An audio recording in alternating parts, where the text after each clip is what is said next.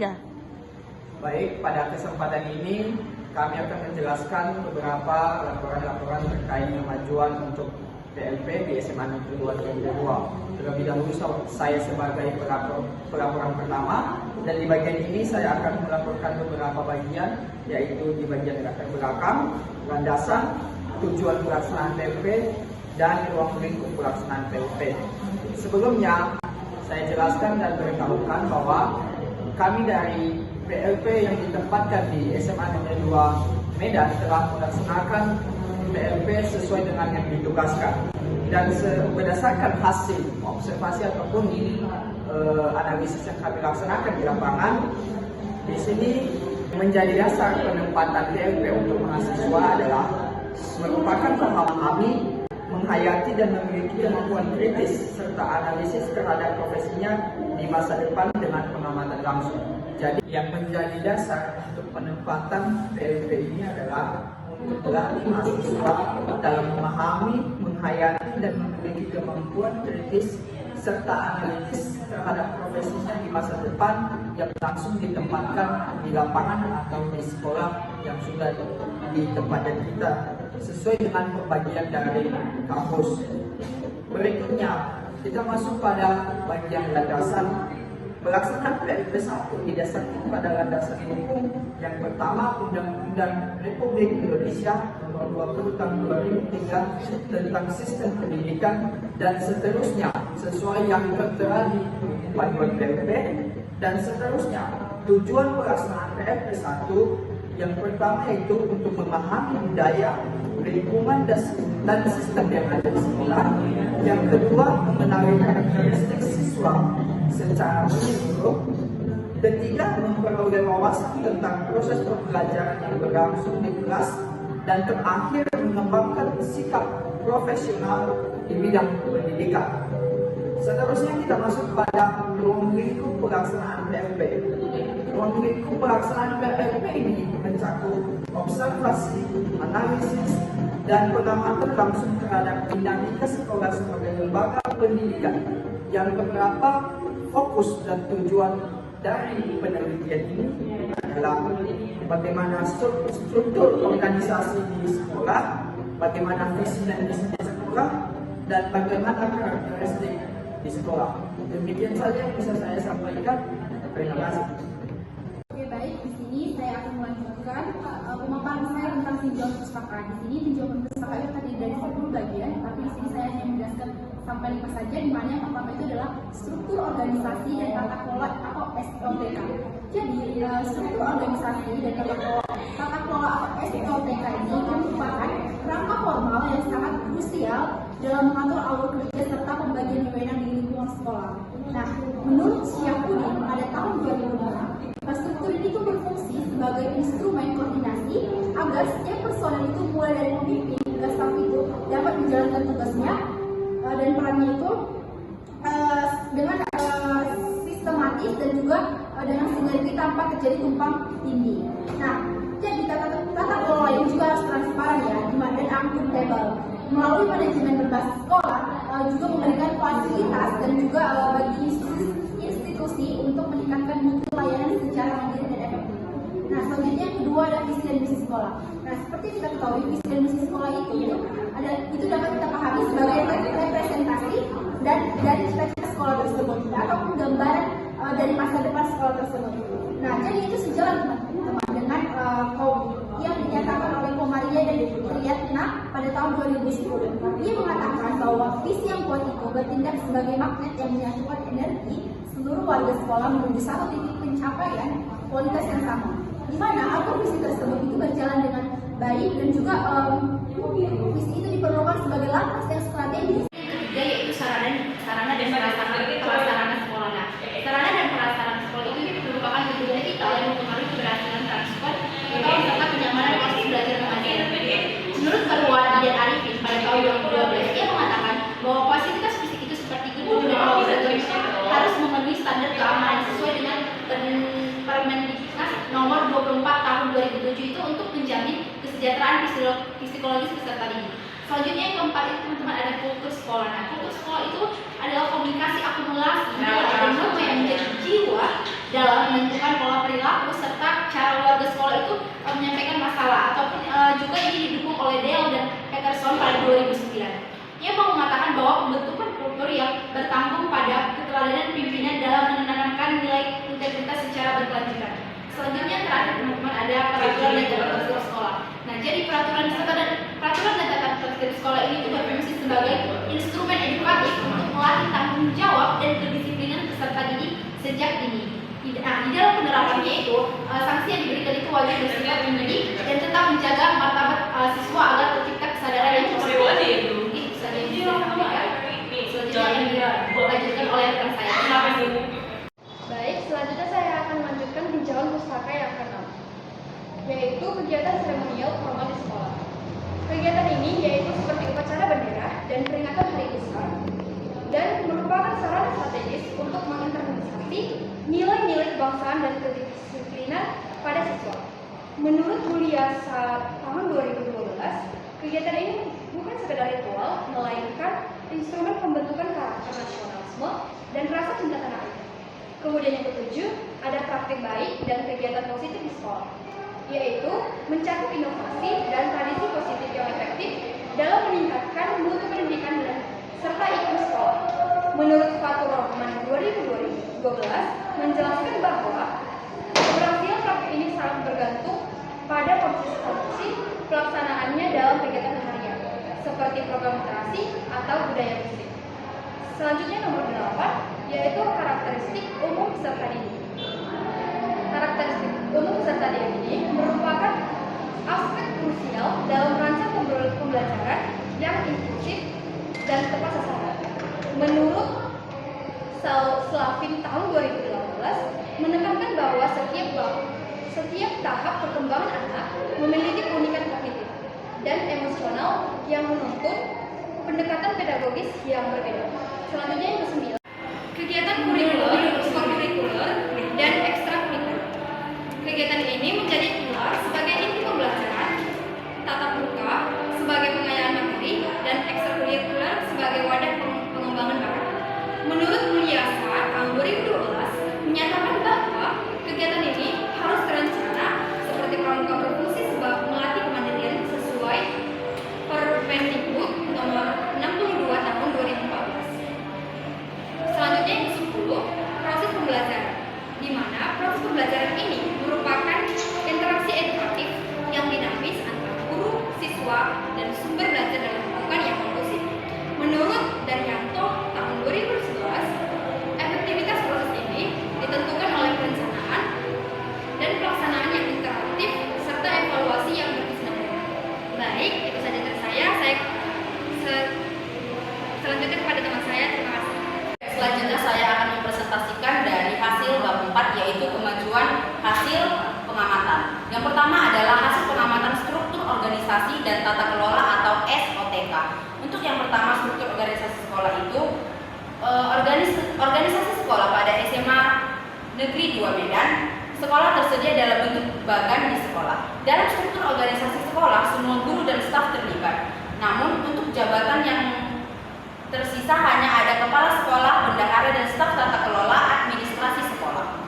Setiap posisi dan struktur organisasi sekolah memiliki tugas dan tanggung jawab masing-masing. Kemudian untuk yang kedua adalah tata kelola administrasi sekolah. Sekolah memiliki data lengkap guru dan staf dalam bentuk manual ataupun digital. Kemudian tugas guru dan staf sudah tercatat secara formal di dalam dokumen data guru dan staf tersebut. Sekolah juga memilih catatan kehadiran guru dan staf dikelola oleh staf administrasi yang ada di sekolah juga. Kemudian ada daftar inventaris aset sekolah tercatat dalam bentuk dokumen. Kemudian ada data siswa. Kemudian ada jadwal perawatan sarana dan prasarana. Kemudian sekolah berusaha dalam memenuhi fasilitas belajar untuk murid-murid yang sedang melakukan aktivitas pembelajaran. Kemudian ada hasil pengamatan visi dan misi di sekolah tersebut. Nah, untuk visi adalah terwujudnya warga sekolah berakhlak mulia, disiplin, berdaya saing, dan mencintai lingkungan. Kemudian untuk penempatan visinya ada pada ruang guru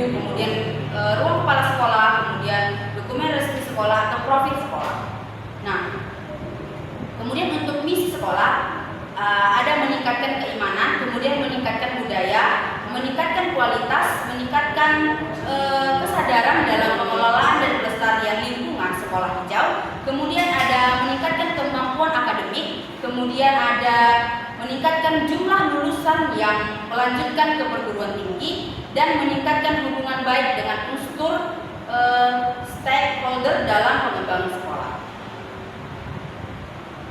Untuk yang ketiga adalah implementasi visi dan misi dalam kegiatan sehari-hari. Jadi pada kegiatan sehari-hari, guru mengaitkan materi pembelajaran dengan nilai-nilai agama, kemudian juga dengan nilai-nilai norma. Kemudian guru juga menanamkan budaya disiplin, mendisiplinkan nilai cinta tanah air, dan dengan cara menyanyikan lagu kebangsaan yaitu Indonesia Raya. Kemudian juga mereka melakukan aktivitas untuk upacara bendera. Kemudian dengan membaca visi dan misi, mereka juga tidak hanya membaca, tetapi menerapkan visi dan misi tersebut. Untuk yang keempat adalah lingkungan sekolah. Lingkungan sekolahnya lingkungan yang bersih, kemudian fasilitas yang memadai, kemudian ruang belajar yang mendukung teknologi di era sekarang. Ada juga spanduk yang berisikan tentang visi dan misi sekolah. Kemudian siswa diwujudkan agar mampu membuang sampah pada tempatnya. Kemudian guru juga dapat menegur siswa dengan bijak dan mendidik. Kemudian warga sekolah aktif mengikuti kegiatan keagamaan dan kebersihan di lingkungan sekolah tersebut. Kemudian hasil pengamatan sarana dan prasarana di sekolah. Ruang kelas di SMA Negeri 2 Medan terdapat 36 kelas. Kemudian kondisi ruang kelas yang ada di keseluruhan sangat baik dengan kebersihan yang terjaga, pencahayaan alami maupun buatan yang cukup.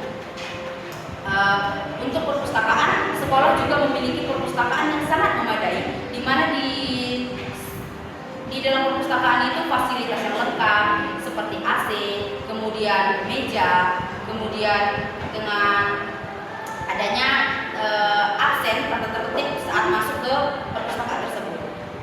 Untuk fasilitas olahraga juga demikian, mereka memiliki ragam kegiatan keolahragaan seperti voli, badminton, kemudian bola kaki dan lain sebagainya. Jadi fasilitas olahraga di SMA negeri itu cukup memadai, lapangannya juga bersih, kemudian nyaman untuk berolahraga di lapangan tersebut tentunya. Aman, kemudian juga mereka diawasi oleh guru pembimbing. Fasilitas kesehatannya itu adalah SMA Negeri 2 Medan ini memiliki UKS. Untuk ruang UKS ini sangat-sangat memadai, di mana juga ada ruang untuk tempat tidur, kemudian ada beberapa obat-obatan atau P3K yang sangat memadai. Untuk kebersihan di SMA 2 Negeri Medan itu memiliki tong sampah di beberapa tempat yang terstruktur dan baik. Kemudian juga ada tempat untuk mencuci tangan, kemudian untuk pengisian air minum berulang seperti itu. Baik, itu saja yang dapat saya sampaikan. Saya ucapkan terima kasih dan selamat siang. Di sini saya melanjutkan presentasi kami mengenai sarana dan prasarana sekolah, proses pembelajaran, kultur, kurikulum, ekstrakurikuler, dan kegiatan positif yang sudah kami lakukan. Yang pertama dari sarana dan prasarana, di sini kami menemukan bahwa sarana dan prasarana sekolah sudah tercukupi dengan baik dengan adanya infokus di setiap kelas yang berjumlah 36 kelas, dan di setiap kelas juga memiliki pencahayaan yang baik sehingga siswa-siswi juga dapat mengikuti pembelajaran dengan baik juga. Selain itu terdapat juga papan tulis sebanyak 2, yaitu papan tulis berwarna putih dan berwarna hitam yang menunjang kegiatan pembelajaran jauh lebih efektif. Selanjutnya di bidang perpustakaan sudah tersarana dengan baik dengan adanya ruangan yang baik, pencahayaan yang cukup, dan didukung dengan jendela besar dan lampu yang memadai. Lalu ada ventilasi yang juga lancar dengan adanya jendela dan juga AC, sehingga ruangan terasa sejuk dan nyaman bagi siswa saat melakukan kegiatan di dalam perpustakaan. Selain itu, buku di perpustakaan juga mencukupi dan juga jenisnya yang beragam disediakan melalui dari bacaan umum, referensi, dan juga bacaan-bacaan yang digunakan sebagai penunjang mata pelajaran yang ada.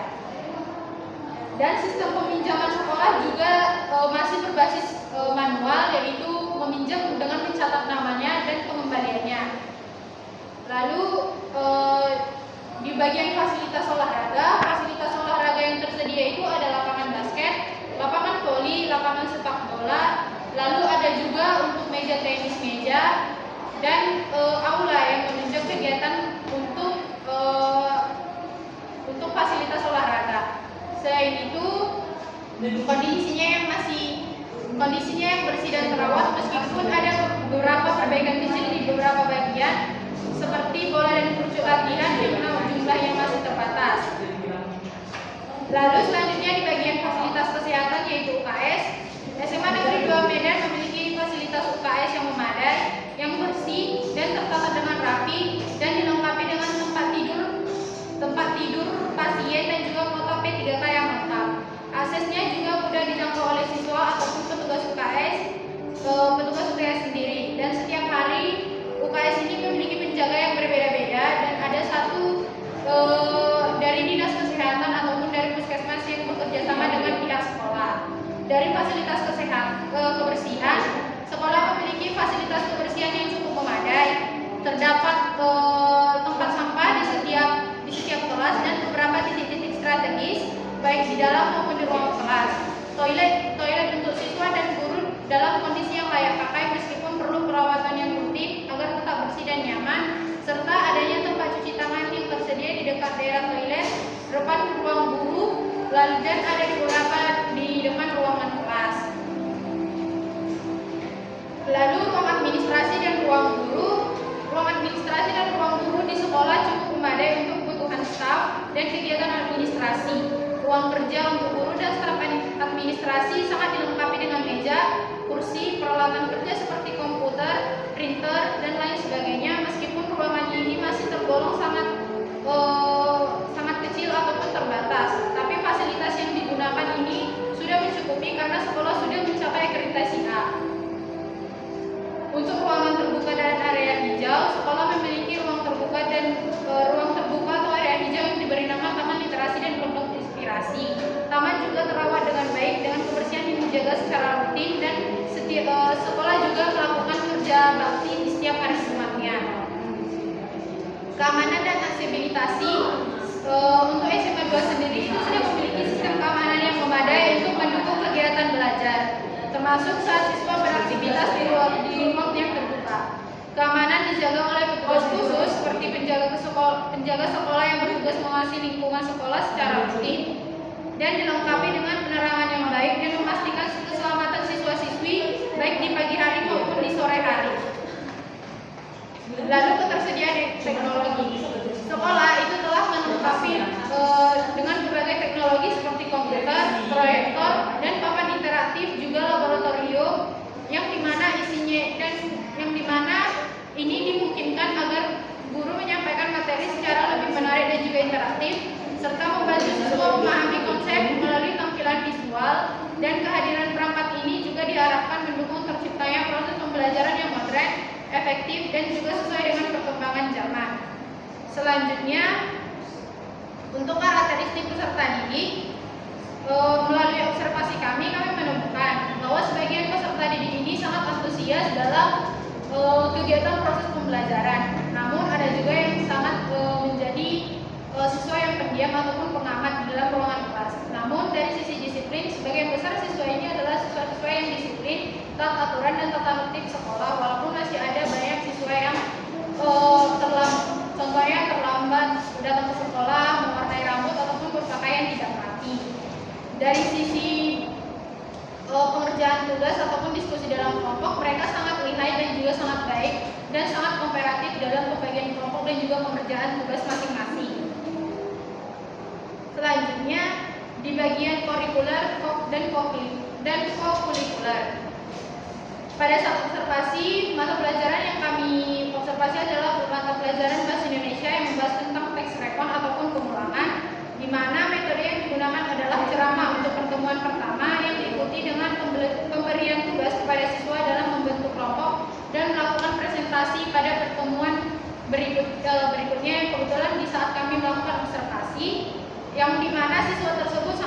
dalam mengajukan pertanyaan dan melakukan presentasi dengan baik, sehingga adanya opini-opini dari teman-teman yang menanggapi pertanyaan yang diberikan oleh kelompok penanya.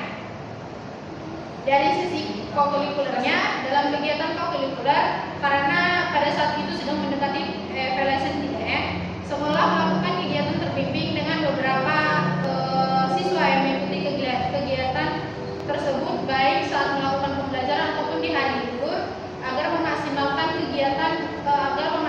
latihan untuk kegiatan lomba. Untuk kegiatan positif dan prestasi baik, di setiap hari dari hari Senin sampai hari Jumat, sekolah mengadakan apel pagi yang isinya itu adalah tentang kata-kata motivasi ataupun dukungan dan pemberitahuan dari pihak guru ataupun siswa-siswa yang ada. Dan di hari Jumat mereka melakukan kegiatan seperti Jumat literasi, Jumat senam, Jumat ibadah atau Jumat keagamaan yang biasanya diisi sekali sebulan di setiap Jumatnya. Dan yang terakhir yaitu proses pembelajaran. Dari tujuan hingga materi pembelajaran yang diberikan itu tersampaikan dengan baik dan siswa mampu menerimanya dengan baik. Dan keantusiasan siswanya juga sangat baik terhadap materi ataupun guru yang sedang menerapkan materi yang sedang diajarkan. Sekian dari saya kembali kepada pemateri berikutnya. Demikian hasil dari presentasi kami. Berikut kesimpulan dari laporan kemajuan di SMA Negeri 2 Medan, yaitu kegiatan pengenalan persekolahan atau PMP yang dilaksanakan di SMA Negeri 2 Medan pada semester ke-6 tahun akademik 2026 telah memberikan pengalaman berharga bagi mahasiswa program studi pendidikan bahasa dan sastra Indonesia Universitas Negeri Medan dalam mengenal persekolahan secara langsung. Berdasarkan hasil observasi yang dilakukan setiap hari mulai dari bulan Maret sampai hingga Mei 2026 nanti, mahasiswa memperoleh gambaran yang mengenai berbagai aspek pengelolaan sekolah, mulai dari struktur organisasi dan tata kelola sekolah, visi dan misi, hingga kultur sekolah yang terbentuk melalui kebiasaan positif warga sekolah SMA Negeri 2 Medan dan terbukti memiliki tata tertib yang terstruktur dan sistematika, ditandai dengan karakter peserta didik yang baik dan proses pembelajaran yang telah tersusun dengan baik. Demikian saja kesimpulan yang dapat kami sampaikan. Terima kasih.